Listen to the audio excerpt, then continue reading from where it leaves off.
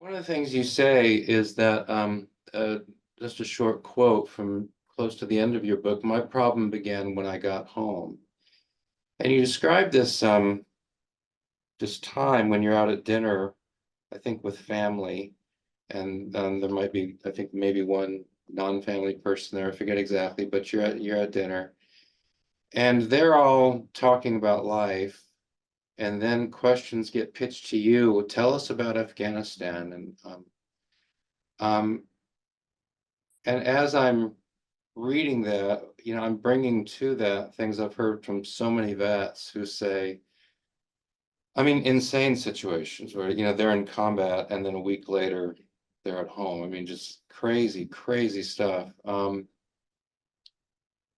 what I hear from vets where, they come back to the world, as the Vietnam guys will call it, and they just feel like aliens in a way. It's like, well, I don't want to be back there, but I don't really belong here either. Um, is that kind of where you were at that time? 100%. Yeah, and I think engaging with other humans who aren't aliens, for lack of better words, in this situation. Yeah, just you know, there's the very basics of geography and the fact that you've been living this whole life in this very extreme situation for months, and everybody else has been living their normal life, and just trying to put those pieces back together. There's going to be inevitable clashes and gaps in knowledge and understanding. And then when you have the added element of it just being such an extreme situation, and of course, as you mentioned, so many experiences are much more extreme than what I can speak to, and that abrupt shift, total 180. And for me, where it felt very very uncomfortable, and I think for a lot of folks, is just the normalcy of conversations, and the fact that these people are talking about going to movies. Like, the Avatar was the big movie of the moment, and everybody was talking about that, and I was like, I don't care about movies, I don't care about Hollywood. Like, all Mm. this stuff is going on in Afghanistan, don't you care about that? But then the conversation would turn to Afghanistan, and I didn't know what to say, because there was so much to say and I hadn't processed it. I didn't know how to get all the stuff from my head out my mouth in a way that I was comfortable with, and certainly not in a way that would be satisfying to anybody. When people generally ask, you know, what was Afghanistan like? What was your service like? They want a tidy answer, and there isn't a tidy answer. That was a particularly hard thing for me with my military role, because I was trained to talk in tidy answers, give these sound bites, a couple sentences that they could play on a news clip.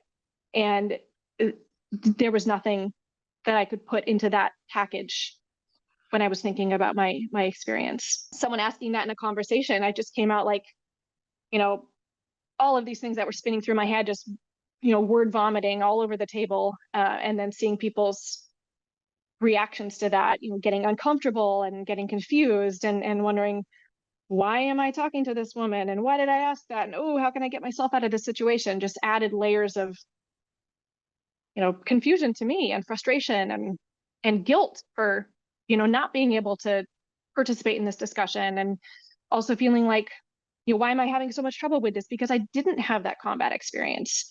So just so many feelings and emotions all swirling around that made it such an uncomfortable space. Is part of the challenge um, that how is Afghanistan is part of the challenge, like, well, I mean, even if I try to give a real answer to that question, these folks aren't going to understand anyway. And is that part of it? Absolutely. Yeah, I think it's a matter of, what people want to hear or what they expect to hear, versus what I feel I need to share about it. There's a clash there. It's such a more complicated situation than I think people realize, or they want to engage with. And so there's two different ways to talk about it. There's asking and wanting a direct, quick response, and then there's actual engagement, where we have a in-depth conversation. And most people just want the former. Yeah.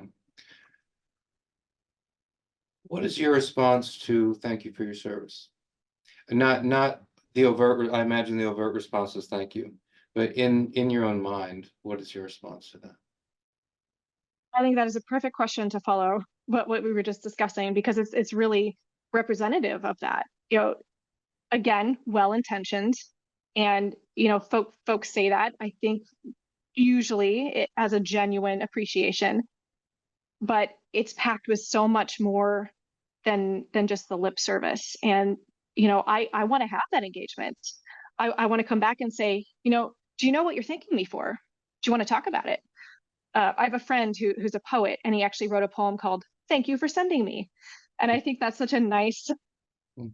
nice flip side of that, because you know, yes, veterans now in this day and age all volunteer to serve, and so that is something that folks feel gratitude for.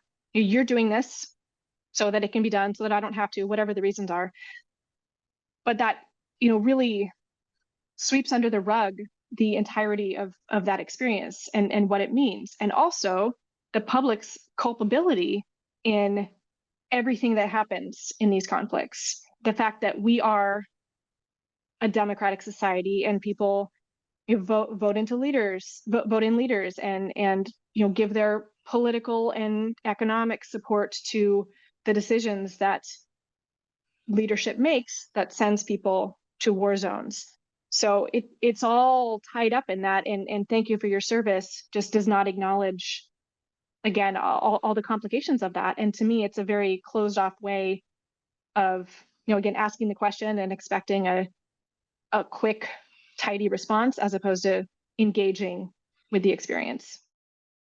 I got to the airport in Tampa when I flew home, and there was a USO crew there, and it was like, or sorry, BWI was where the USO was, and it was like nice, but also very bewildering. And kind of the last thing I wanted in that situation was a bunch of random people like waving at me and shaking my hand and saying thank you. I just wanted to, see my family and Mm. process all this stuff. And Veterans Day, I go and I get my free burger at Red Robin, and that's nice. And you've got the salute to service with football games, and it's all nice. Um, but there's got to be something better than that, that actually promotes that engagement to really understand. How would you, when you're at that dinner table and there's talk about movies and all these things that just seem so frivolous compared to, where you've been and what you've seen. Um, and then the question gets pitched to you, tell us about Afghanistan, and what are you supposed to say in that context? How would you describe your kind of where you were? How would you describe your state of being at that time? I think alien is a great word for it. I mean, this literally was, I think, the day after I got back from Afghanistan. So my body clock was completely off. Afghanistan, 12 and a half hours time difference, and I was exhausted. I flew on various aircraft for like 24 hours straight, and had just gotten a little bit of physical distance that allowed my mental stuff to start spinning and thinking about what all of this meant, and what had I just spent 9 months of my life doing, and then just being thrust into this environment that contrasted so starkly with the austerity of where I'd been living for 9 months.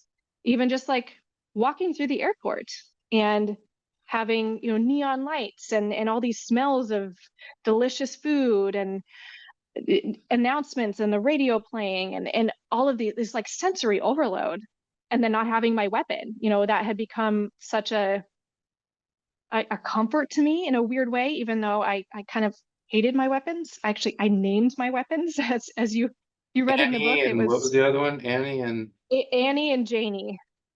right, Janie's got a gun, and yeah, Annie, get your gun. right. Yeah, those were my right. those were my companions for 9 months. And although I resented them, having them no longer attached to me was just a very vulnerable feeling.